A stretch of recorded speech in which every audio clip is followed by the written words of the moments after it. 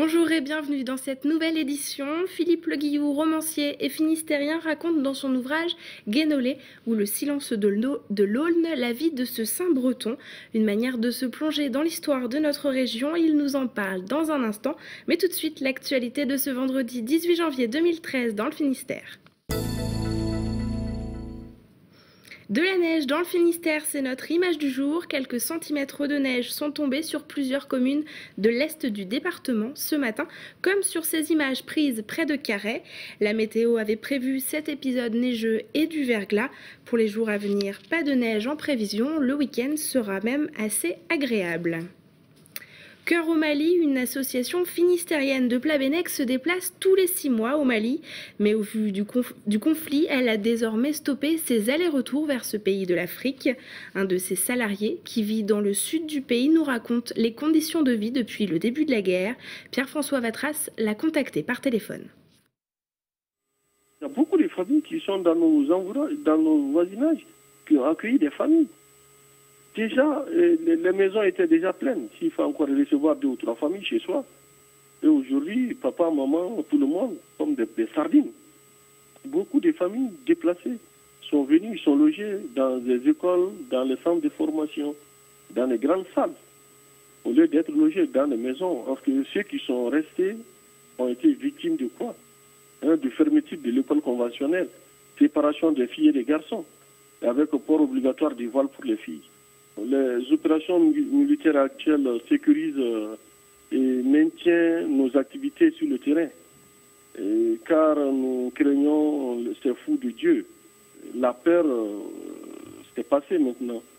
Sinon avant, c'était vraiment la grande peur et maintenant il y a l'espoir d'avoir une vie digne et à vivre dans un pays d'état de droit. Le budget pour l'Université de Bretagne occidentale pour 2013 est en déficit.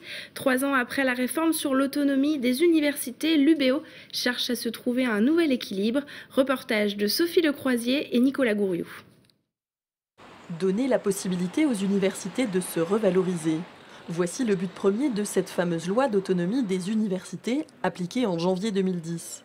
En leur donnant les pleins pouvoirs dans la gestion de leur budget et de leur masse salariale, l'État offre l'opportunité aux universités de faire leurs propres choix stratégiques. Grâce à cette gestion, nous pouvons affecter des moyens beaucoup plus facilement qu'on ne le faisait avant, pour passer d'un domaine à l'autre, pour se positionner au mieux, devenir leader par exemple au niveau européen en sciences de la mer, ça ne se fait pas en claquant des doigts. Pour les étudiants, c'est de faire en sorte que leur université, celle qui va leur délivrer le diplôme, soit la mieux reconnue. Seulement, l'Université de Bretagne occidentale est bloquée dans son élan. L'État réduit ses dotations de fonctionnement. 2013 s'annonce donc très délicate pour l'UBO. Sans nouvelles de l'État pour l'instant, j'en suis à moins 1,3 million pour mon budget prévisionnel 2013, ce qui est catastrophique. Sans moyens, l'autonomie n'a pas de sens. 1,3 million, je peux les prendre sur mes réserves, mais si je les prends pour payer des salaires ou pour payer du fonctionnement, eh bien, je ne suis plus en mesure de faire les investissements qui étaient programmés. Malgré ce désengagement de l'État, l'UBO entend bien rester pluridisciplinaire. Elle cherche des solutions d'avenir. En plus des partenariats engagés avec plusieurs entreprises finistériennes, l'UBO souhaite développer un mécénat. Le mécénat, moi je le vois par le biais de la fondation universitaire, où là, ils peuvent nous rejoindre sur des valeurs, sur des projets que nous avons, pour faire plus que notre travail, on va dire, obligatoire. L'UBO n'est pas la seule faculté française dans ce cas. Les présidents d'universités se mobilisent. Selon eux, ni mécénat ni fondation n'ont vocation à combler la défaillance de l'État.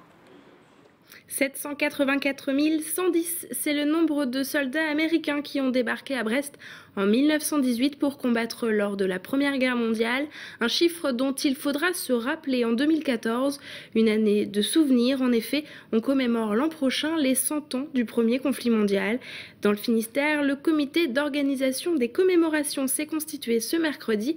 Il appelle les Finistériens à trouver des idées pour se mobiliser en cette année hommage. Frédéric Lorenzon. 1914-2014, l'année prochaine, ce sera le centenaire de la Première Guerre mondiale. Ce vendredi à Quimper, le premier comité d'organisation des commémorations s'est réuni. 18 mois avant la première date anniversaire, ça peut paraître tôt, mais il faut organiser la mobilisation avec un double objectif de mémoire. À la fois pour dire à toute la population, c'est parti effectivement, et si vous avez des idées, n'hésitez pas à nous en faire part, et en plus, si vous avez des documents qui peuvent rappeler l'histoire des hommes et des femmes qui ont fait la Première Guerre mondiale ou dont la mémoire porte encore quelque chose de ce conflit effrayant, essayer de le faire partager à d'autres et ça sera extrêmement productif.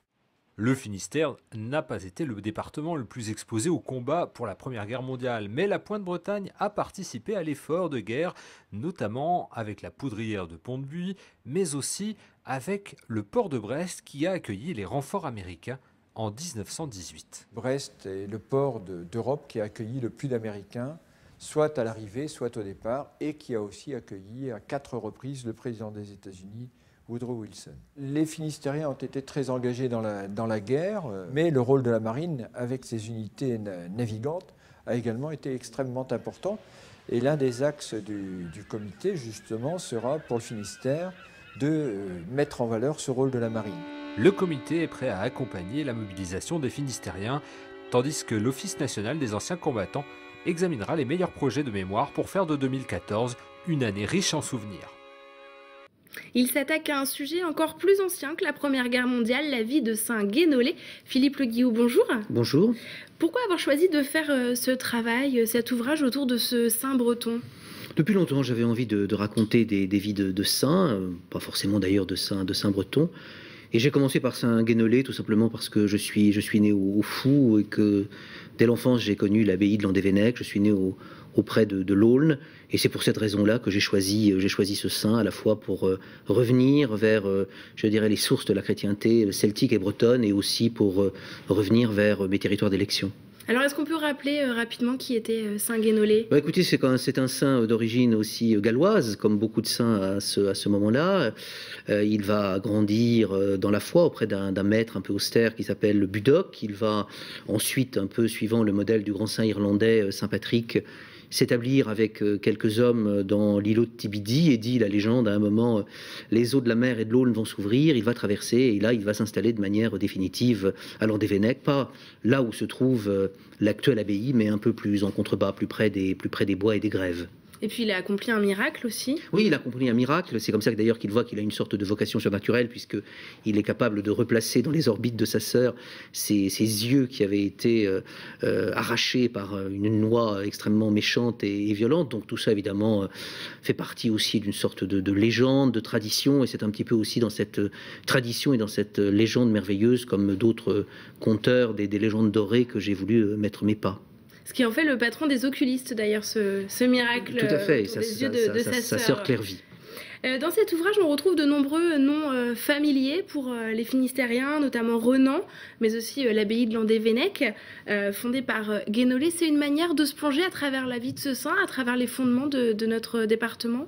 Oui, c'est une manière, surtout un petit peu comme je le fais souvent dans des livres, si vous voulez, consacrés à ces paysages, à ces lieux, d'établir une sorte de cartographie, de carte de ces endroits, parce que vous avez effectivement, comme vous le dites, Saint-Guénolé, Landévennec, Tibidi, mais aussi Quimper, à travers évidemment l'évêque Saint-Corentin, qui est l'évêque à ce moment-là, et puis aussi encore vivante et encore présente et pas dissimulée sous les eaux de la baie de Douarnenez, la ville d'Is, qui joue aussi un rôle très très important dans cette légende et dans cette histoire de Saint-Guénolé. Alors quelle est la vérité historique de ce roman parlé de miracles? Vous êtes appuyé sur quel document pour... J'ai lu beaucoup de choses, j'ai un petit peu vu que d'ailleurs dans un certain nombre de textes les éléments se recoupaient, de vie de saint breton.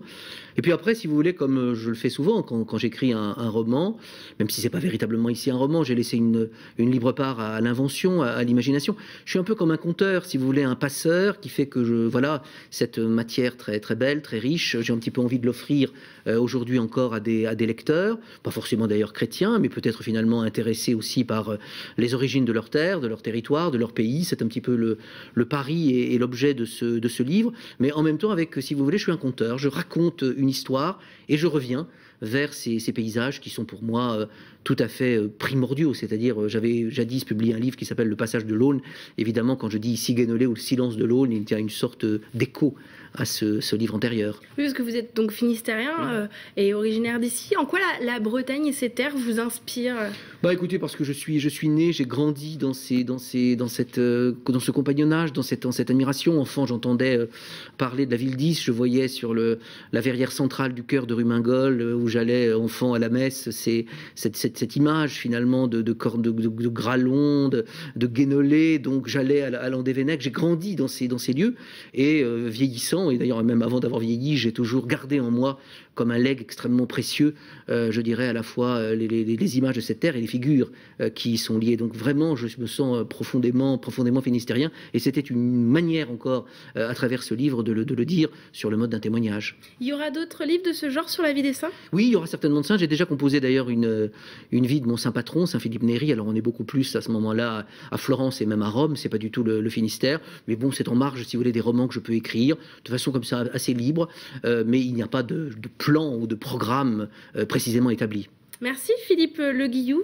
Vous êtes ce vendredi soir en dédicace à la librairie Dialogue à Brest pour votre livre Guénolé ou Le silence de l'Aulne. Lundi, vous retrouvez Frédéric Lorenzon. Bonne soirée et bon week-end sur TBO.